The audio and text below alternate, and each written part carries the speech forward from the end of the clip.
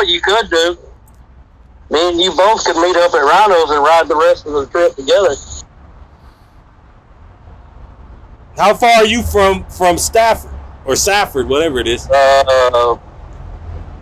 hours, 800 and something miles. I think we are. I rode there, so what? I can't remember. It wasn't 14 hours, that's for sure. It was probably about 8 hours. No, see, but then you got the advantage. I'd have to figure out a detour to come up and come back down to get those extra hours and miles in. I know. I'm planning it that way. You planning for me to lose? No, I'm planning for me to win. Right, right.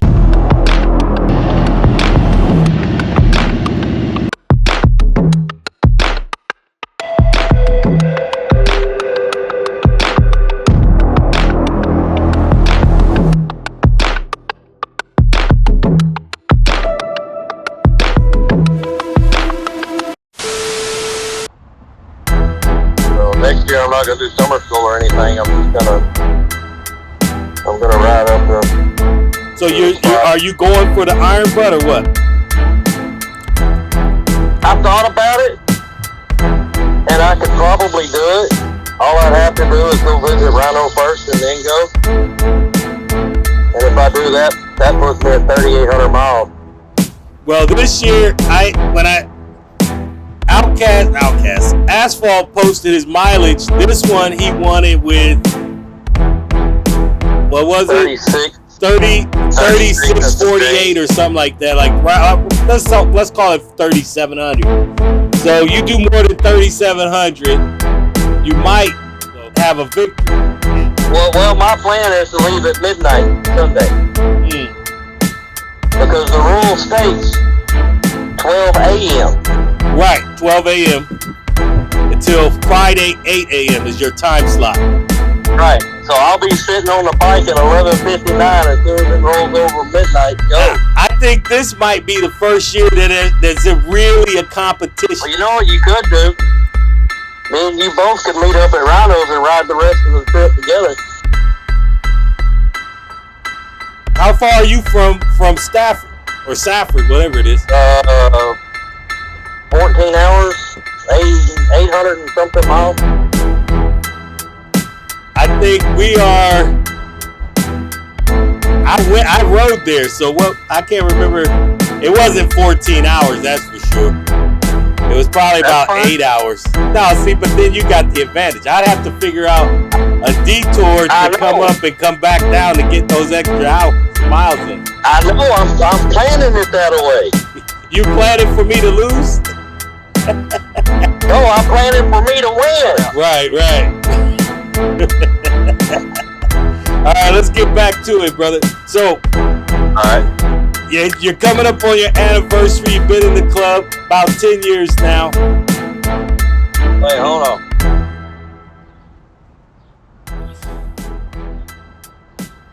Say something? Yeah, I was gonna say you're coming up on your 10-year. Yeah, I'm gonna have to do it this way. I lost my earbuds. They quit. Yeah, 10 years, man. It's to some people it would feel like forever. Yeah. To me, it feels like yesterday.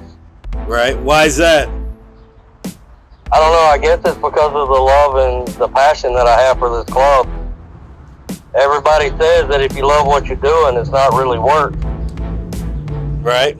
Man, the only other thing I love more in this club is my wife. And that's only because she's mean to me. So, but no, like we said before we figured out it wasn't recording, the love and compassion that this club has for each other goes above and beyond what I've seen anywhere else in the world. And I've spent 20 years traveling all over this country, and man, I've never felt so loved and so important as when I do with y'all, or us. Amen. It kind of gives me a sense of belonging, really. Yeah. And so, with that, you got any like memorable moments? Anything that stands out to you as an example of this love and compassion, this brotherhood that you share in this club? I do. There was an incident where I got hemmed up for something in another state. My wife was 30 minutes from her mom's house. As they were putting me in the back of the car, she called Drifter. She had money to get me out before she got home. I remember that. My family, my brother and my mom wouldn't have done that for me. And then to top it off, one of the other charters in the club sent her an extra almost $1,000 to help us out with bills until we could get back. Never asked for it. Never. As a matter of fact, when I tried to pay them back, they laughed at me. Right on. Oh yeah, that's one of them things. Anytime I've ever called a brother, it doesn't matter for what, they're always there just to hear me talk or whine or vent. Right. Or share it. About 3 weeks ago, I went and visited my mom and my dad. Yeah. When I left there, I felt about as small as a gnat. Just the way my family views me as a person. I spent 2 days with the brotherhood of this club, and I felt like I was ready to take on the world. They filled me up and make me want to be a better person. They don't try to hold me down in the same ruts that I've spent most of my life. Right. So the club accepts you for you and seeks to make you a better you. Yeah. I mean, I'm not the smartest cat in the world, and I don't make the best decisions. But anytime I've ever made a decision, even if it was wrong, they would back me at that time, and then later on tell me, hey, maybe you should have thought twice about that, and next time think a little bit more before you make that decision. I mean, for somebody to blindly love and follow you, it's a beautiful sight. And I would do the same for every brother in this club. Amen. So, I know that you've been in 2 charters, right? Yes. When I first patched in, I started the Nomad charter. Well, I picked up the Nomad charter for the second time, and I had it for 5 years. And 1, because of my situation as to where I lived at the time, and 2, because of my job. I was never in the same city, much less the same state, for more than 6 months. So, and by all rights, I was a nomad in the traditional sense. Right. I was all over the place. And then things happened, and I finally found a place and settled down and got in one place. And it was one of them deals where somebody else that could run the Nomad charter better because of their position. And I've always wanted to charter Texas because this is my home state and it always will be. So it was a no-brainer to make that jump. And I've had Texas for 5 years now. So what is it like to go into a location, an area where there's nobody, and build that into a charter? It's difficult. Like here in Texas. Texas is such a big place that I get guys calling me from 10, 12, 14 hours away.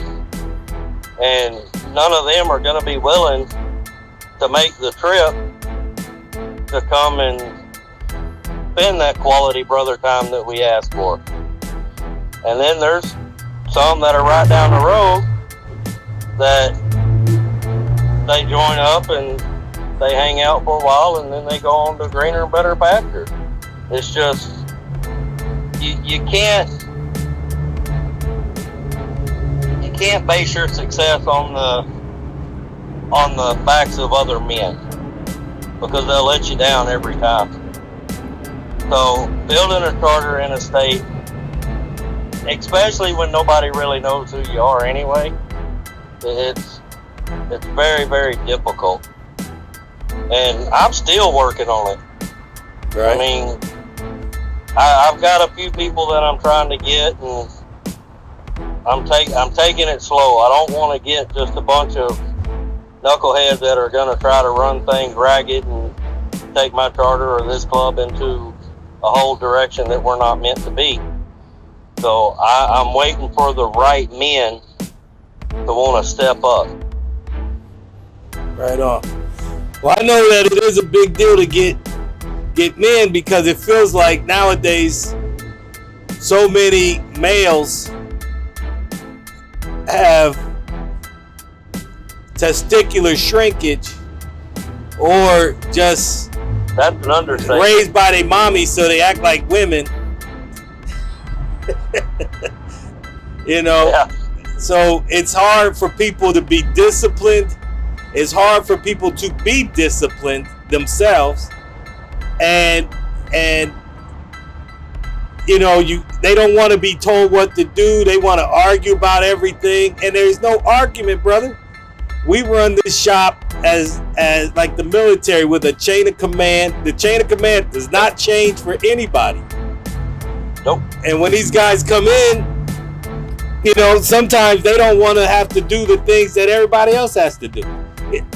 It's beneath them to do the things that guy did or that guy did. It's like, no. They did it. You do it too. You're not special. Yeah. Brother, I'll be honest with you. If I can find 5 guys that have at least half of the commitment, loyalty, and energy level that me and you and the OGs had when we came in, I could build a charter. But nowadays, the guys that are coming in are like, yeah, I want to do it.